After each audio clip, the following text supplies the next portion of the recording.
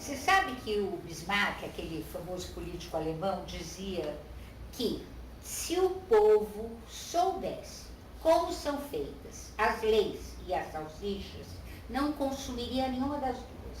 Pois é, aqui no Brasil, mesmo que com a melhor das intenções, muitas leis são feitas sem olhar para o lado, sem entender o que se passa no entorno daquela boa intenção sobre a qual se legisla. Então, hoje o seu programa Sua Saúde é diferente.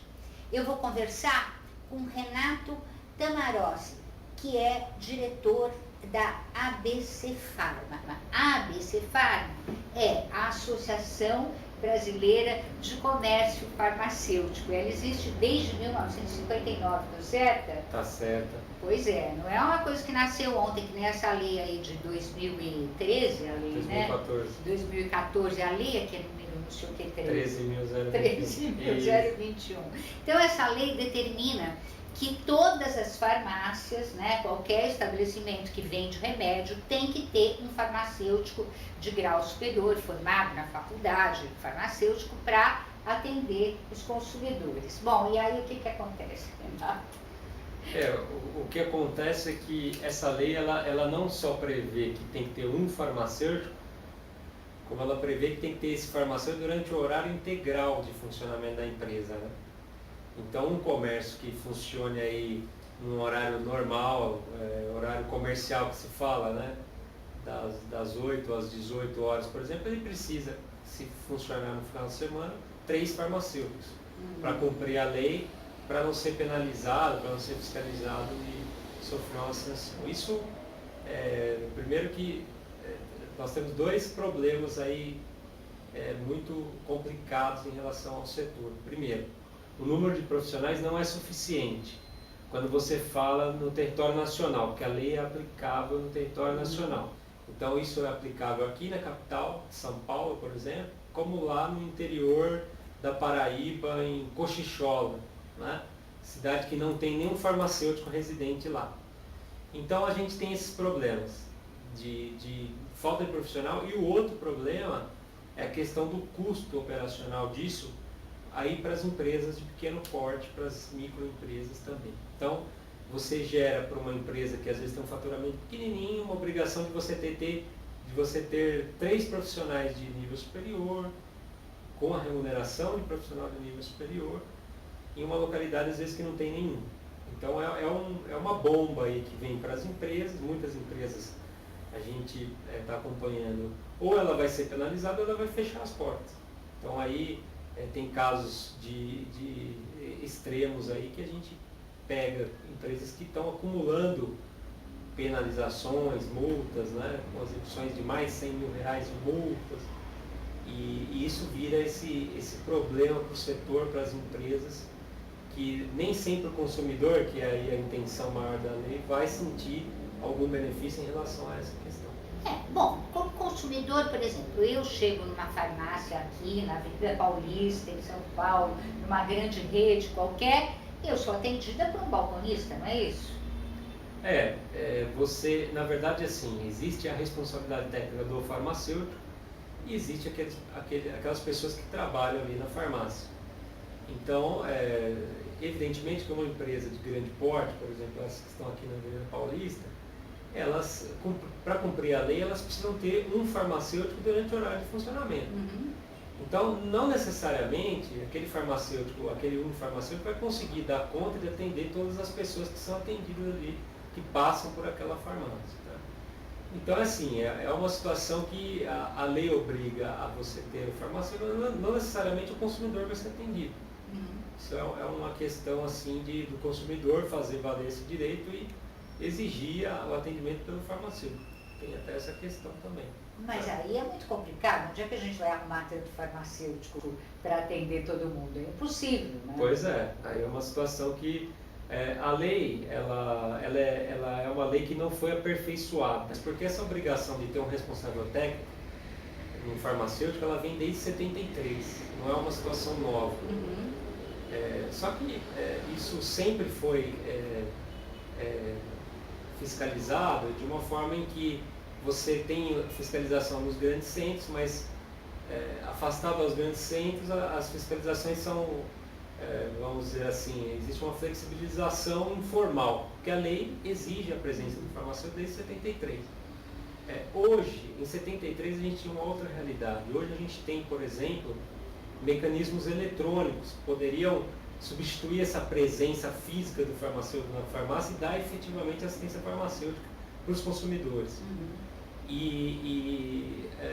No ano passado, junto com a lei, concomitante a ela, foi editada uma medida provisória, a medida provisória 653. Essa medida provisória ela traria uma flexibilização para as micro e pequenas empresas. Isso foi para o Congresso Nacional, foi para a relatoria de um deputado lá da Paraíba, e ele emitiu um relatório em que ele propunha uma legislação muito atual, permitindo que essa assistência do farmacêutico fosse feita de forma remota para as microempresas. Tá? Então, a microempresa ali no interior, onde você não tem um farmacêutico ali residente, ele poderia estar presente ali eletronicamente. Você consegue conciliar até por um atendente uma assistência técnica se fosse remotamente. Olha, eu tenho um farmacêutico por trás que está me dando aquele respaldo ali. Hoje o farmacêutico ele está muito atrelado à questão regulamentar. Tudo que se tem de regulamentação dentro da farmácia é o farmacêutico que tem que fazer. Então, às vezes, ele fica lá no fundo da farmácia digitando, fazendo controles, mandando informação para a Anvisa, recebendo informação. Então, ele deixa aquele papel preponderante dele de atender ou de dar essa instrução para os demais funcionários da empresa para cumprir funções burocráticas. E nisso que a gente vê um trabalho, por exemplo, das entidades que representam os farmacêuticos, muito contrário aos interesses do próprio farmacêutico. Porque ao invés de tentar liberar o farmacêutico para cumprir a função social dele, não, cada vez mais eles querem prender mais o farmacêutico com essas questões burocráticas. Tanto que a legislação atual, ela cria uma série de obrigações para o profissional farmacêutico.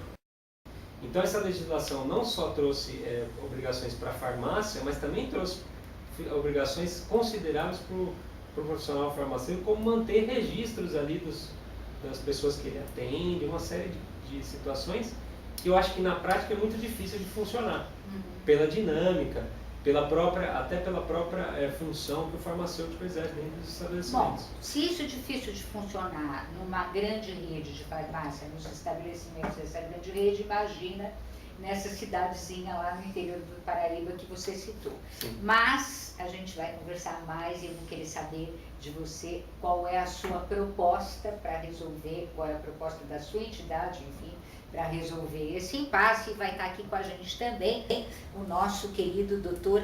Nabil Goraeb, que diz que acha a farmácia a parceira fundamental na vida do médico. Então, aquele intervalinho, a gente volta já. Nossa dica de livro, hoje tem uma entrevista com o autor. Eu estou aqui com Marcos Torquato Ramalho, que é autor desse livro aqui, Inspiração. E o Marcos, como a maioria dos autores no Brasil, né, enfrenta aquela dificuldade de sempre, não acha editora, escreve poesia, dizem que poesia não vende.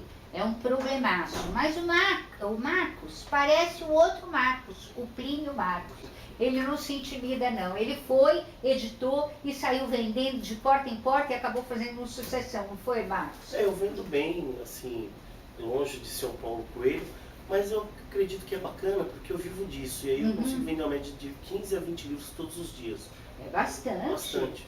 Quer dizer que você está desmentindo tudo que os editores dizem, não é verdade? Sim, é porque eu vou para o confronto. E assim, na verdade eu nunca procurei editora, assim, porque a margem é muito pequena, né? Quando a gente vai negociar, a gente percebe que é uma negociação bem agressiva.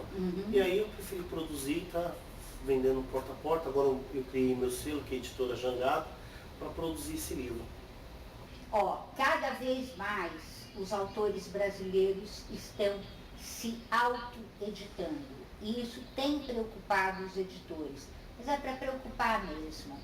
E é para repensar. O Marcos, que é quase uma reedição do Plínio Marcos, está aqui, e prova para nós que, com estímulo, o brasileiro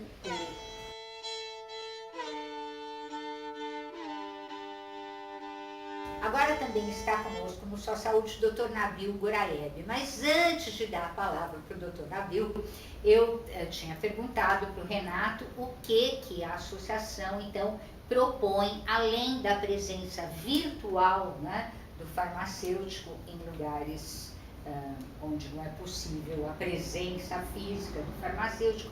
O que vocês propõem para resolver esse impasse aí criado por essa lei? Olha, para resolver é uma questão muito complexa, né? Porque você tem uma legislação aí que, em tese, ela está vigente, é exigível, e você tem a prática que é muito diferente da legislação que exige. Então, aparentemente, a única solução viável agora para o momento são medidas judiciais, né? Então, a associação está estudando formas de tentar levar isso para o judiciário, principalmente para resguardar o direito da micro e pequena empresa. Não obstante a associação entender a questão da importância do farmacêutico nesses estabelecimentos, mas aí é uma questão de sobrevivência dessas empresas, né? Ok. O Dr. Nabil tinha dito uma vez para mim que a farmácia é o grande parceiro do médico. É assim mesmo? Olha, desde que a gente começou a trabalhar na medicina, 45 anos atrás, a farmácia era o ponto de referência. Quem indicava o médico era a farmácia. Lógico que tudo mudou. Hoje em dia, o grande problema hoje é aquela famosa guerra da troca dos remédios. Então é uma discussão que não tem fim, porque tem farmácias que seguem as regras de ética, usam a receita do médico, tem outras que o balconista, que não tem nada a ver com o farmacêutico, é um vendedor, é um menino que pegaram, ele sabe vender, ele fala, não compra esse remédio, tem aqui o mais barato, não sei o quê. Isso aqui também para os farmacêuticos e para as farmácias, porque o certo não seria ter isso. Então, a gente sabe que tem vários, os motivos são de ordem econômica sempre. Então, mas aí você está reafirmando a importância da presença do farmacêutico na farmácia. Mas né? se o farmacêutico está no balcão, como é que ele vai saber? Ele está lá na sala dele, como é que ele vai saber? Bom, isso o Renato também colocou. Mas eu ainda acho que eu fico com a solução do Renato.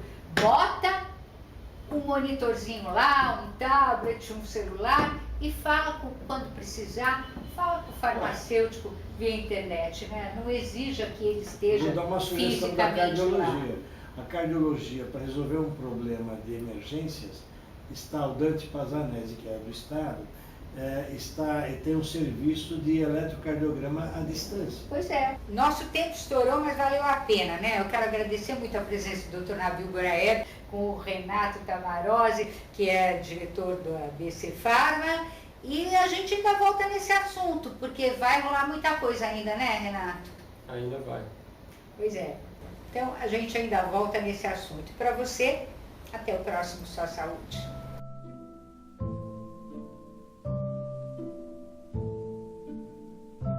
Every time we say goodbye, I die a little. Every time